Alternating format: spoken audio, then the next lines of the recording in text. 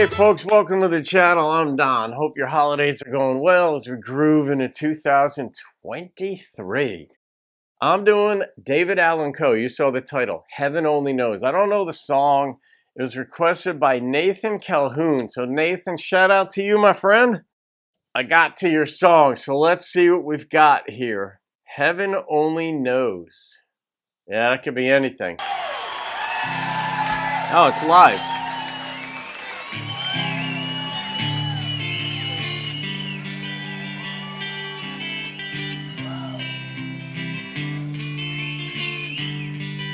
It's a pretty riff. You ain't daddy's little girl anymore. Isn't daddy crying shame? With your dreams of California, searching for your wealth and fame. Gotta try. I can still see the teardrops streaming down your face. I can still hear you say, there's no future in this place. Yeah.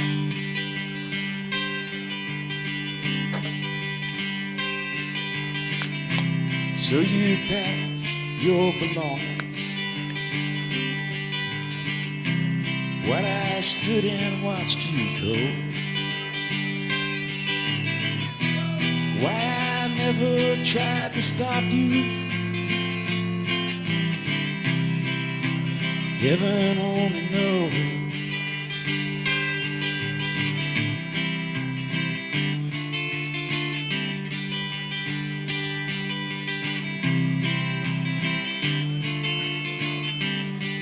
I like this guitar pick.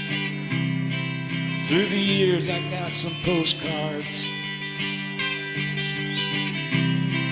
That is all that I recall.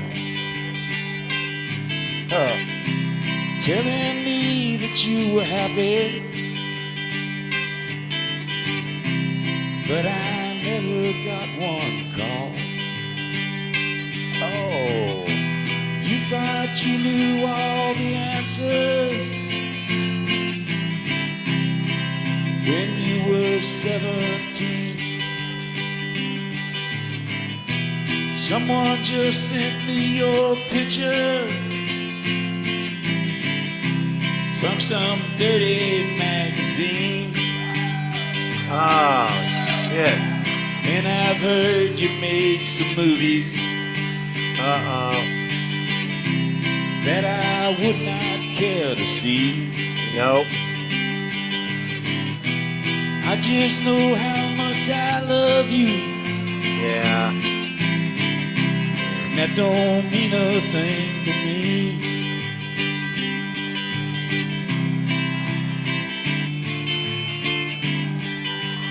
I gotta pause, man. This is a movie. This song is a movie, and the way he's presenting it just gives you space to experience it yourself. There's nothing nothing blowing you away, blowing you back. The lyrics itself, though, the storyline.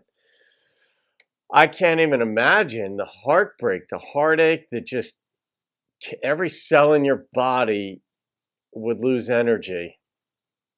Not just for a day, but forever. Just it wouldn't come back completely.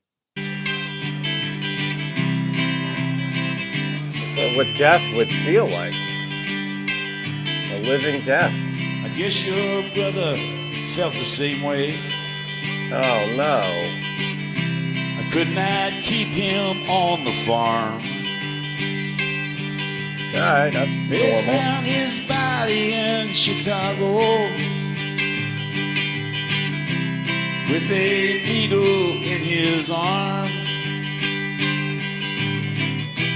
I can still see the teardrops streaming down his face. I can still hear him say, There's no future in this place. Yep. Why he packed his belongings like you once did long ago. Why I never tried to stop him, heaven only knows. You gotta let them go, though, you know? It's sort of like, I mean, at age 17, not necessarily. I mean, sometimes you can't fight them. They're gonna go. And, you know, every human being, whether they're your kids or not, have incredible, in many ways, so some of them have incredible willpower, determination. And it's like, you know, they're going to change the world because the world sure isn't going to change them. Some people are willing to die for the tiniest little thing, and they can drive you to rage, and you realize you have no say or no control over what they're going to do. And if one of those happens to be a kid of yours or two, it's heartbreaking. It's easy to blame yourself, but let's see where the rest of the song goes. But good Lord.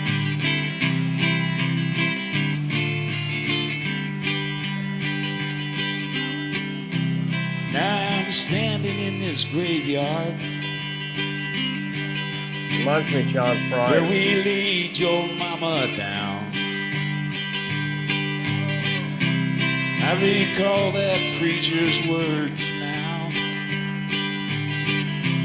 when they put her in the ground. I'm so curious. What were they? It's your job to raise these children,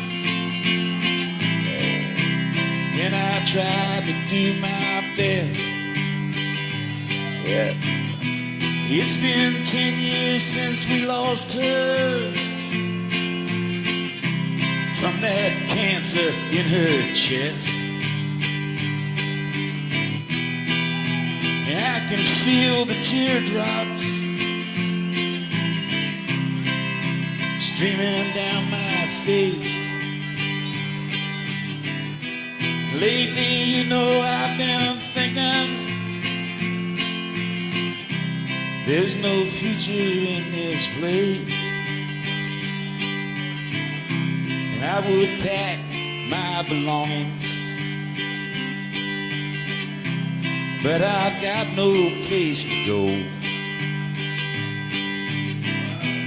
Why the good Lord doesn't take me, Yeah. heaven only knows. That's like a normal thought. But you ain't daddy's little girl anymore. No. Isn't that a crying shame?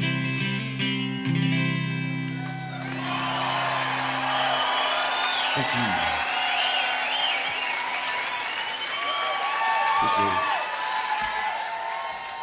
Well, that was a story. I don't know if it was real, if somebody penned that from their own experience in life.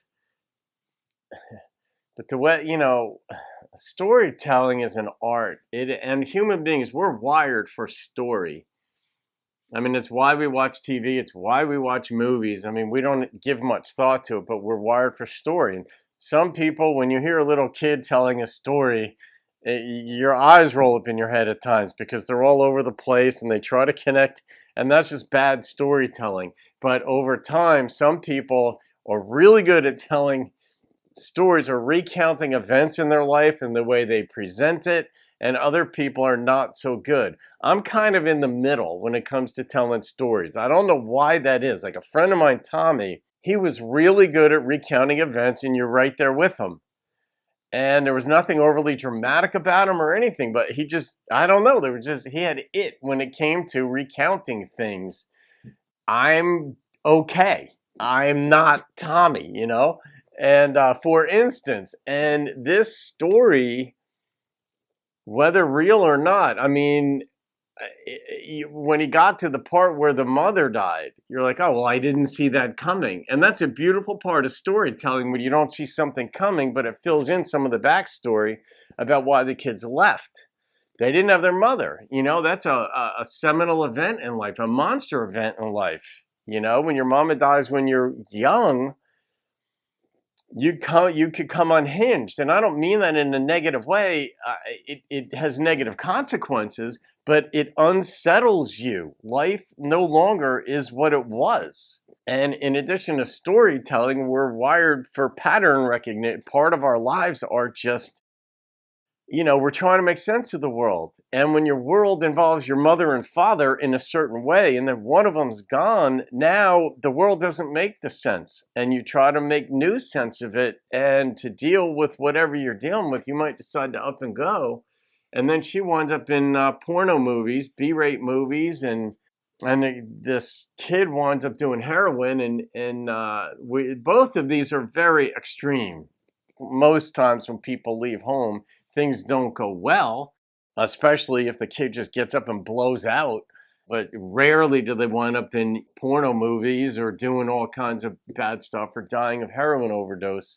But it obviously can happen. It does in situations. But that guy would just feel like dying.